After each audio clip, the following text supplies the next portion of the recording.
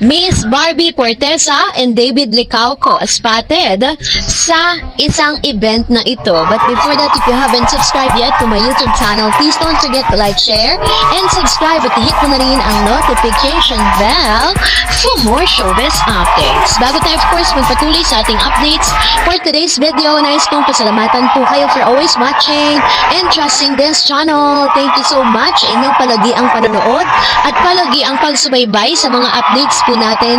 Maraming salamat po. At ngayong araw kung saan ay talaga namang nag-post itong si Miss Barbie Portesa na nagkaroon po sila ng advance celebration kasama ng kanyang pamilya. Sa caption po niya ay sinabi nitong may nag-celebrate ng birthday. Ayan, may nakapag-celebrate ng birthday. Pinost niya po yan sa kanyang IG account dahil according to Miss Barbie, talagang mini-make sure po niya na sa mga special na pagkakataon, matitreat niya at makakasama niya yung pamilya niya. Kasi parang sinasabi niya sa mga interview niya na aanhin niya po yung work siya ng work na almost wala na siyang oras para sa pamilya niya. Lahat naman yung ginagawa niya para sa mga magulang niya at sa pamilya niya. Kaya naman talagang kahit po medyo advance yung mga celebration, she make it a point na nakapag-celebrate sila kasama po ng kanyang mga parents. Kasabay nito ay nagta-trending din po ngayon ang ilan sa mga media na naganap dito po kay Miss Barbie, sa P77 kasama po si Miss Jake Alcantara.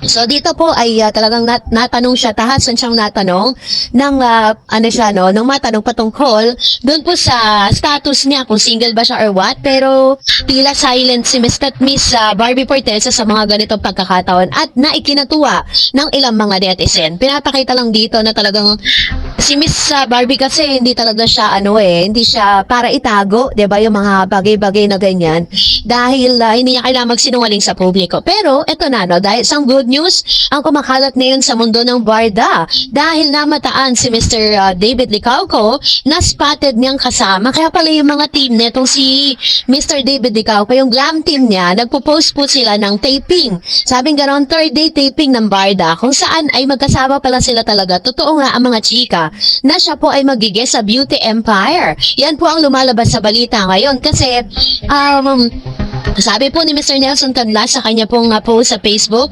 hulaan nyo kung sino ang guest sa Beauty Empire ni Miss at sino ang kasama ni Miss Barbie Portesa. Siyempre, lahat po ng mga Barda fans, kilala natin kung sino yung nakaupong nakatalikod. Of course, no other than Mr. David Licauco. So, ito talaga yung mga chika na, yun nga, itong si David Licauco ay magkakaroon ng appearance dito po sa Beauty Empire. Ang request ko po sa mga Barda fans na sana supportahan natin to kasi pag nakita po ng GMA na tumaas lalo at mas lalong maraming dumami ng nanood ng mga panahon na nandun po si David Licauco, ay mas lalo pong magkakaroon ng pagkakataon si David na mas tumagal pa at kalaunan ay bibigyan na po yan ng character dyan sa Beauty Empire. Kasi ang ginagawa po ng GMA ngayon is testing the water. Diba? Bago po nila talagang tuluyan na full-fledged na ipasok si David dito po sa nasabing itong serye na ito, tinitest muna nila kung ano po yung magiging panlasa ng Pinoy patungkol dito po sa mga bagong project o dito po sa proyekto na or sa appearance na ni David Licauco. Pero ang usap-usapan po sa social media na si David ay magkakaroon ng pinakabago niyang serye, which is solo era niya po yun. Parang naririnig ko pero wala pa talagang total confirmation na magkakaroon siya ng sarili niyang serye, and we do not know kung sino po yung makakasama niya.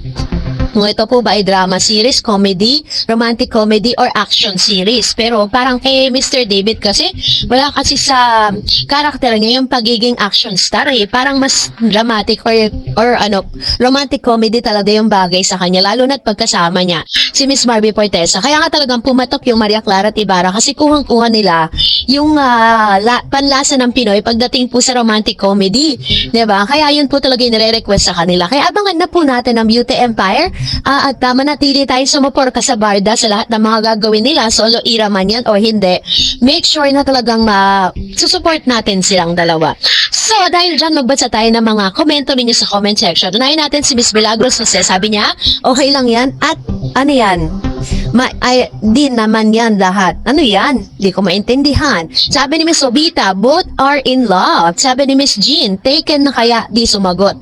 Very true. Another one, sabi ni Miss Raquel Book, Barda, hanggang sa walang hangganan. Sabi ni Siofila, profunga. Barda is real. O, yung real niya, R-E-E-L. So, hindi R-E-A-L. Ayan. So, yun yung kanyang opinion patungkol po kay Barbie at David. Kasi, magiging real, R-E-A-L, ang Barda kung sa kanila mismo manggagaling na sila po ay talagang in good nandun na sila sa relationship status. Pero as of now, is R-E-A-L muna. Sabi ni Miss Leo sa portal, good evening DF team, panatag ako basta Barda lang saka lang. Sabi ni JJ Flores, true, Barda a real couple. Honesty is the best policy. God is good all the time. Ayan. Very honest naman talaga si Barbie at si David. Kung titignan din nyo parang gusto ko silang dalawa dahil pag sinatanong sila patungkol sa kanilang dalawa, hindi nila kailangan magsinungaling, sinasabi nila yung totoo. Sabi ni Miss Julie, advance happy birthday Miss Barbie Portesa, napakabait mo tao, kaya daming blessing na natatanggap mo at darating pa more projects, movie, teleserye to come.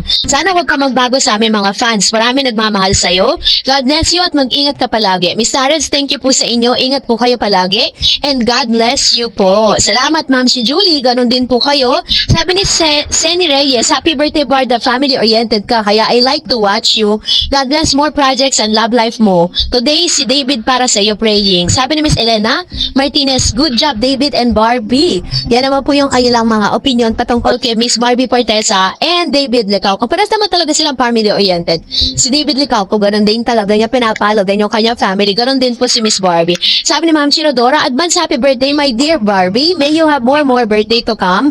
I wish more blessing and more project pa. Maging masaya ka sana at nawa, makita mo na yung right guy for you. Happy birthday. I love you and hug.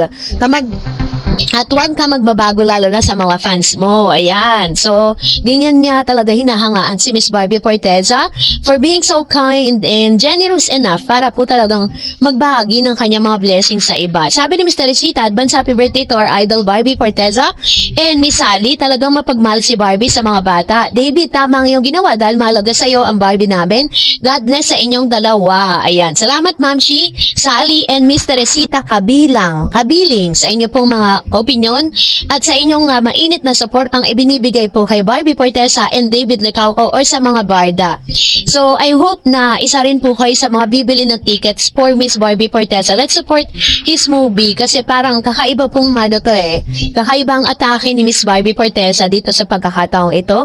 At the same time, ipapakita at ikikater ni Barbie yung kanyang galing pagdating po sa mga ganitong klase ng movie, no? So, anyways, maraming salamat po sa inyong mga comment. And that's it for today. For more videos and updates, please don't forget to like and subscribe, and please don't forget to follow my Facebook page, Dar Eds TV. God bless everyone!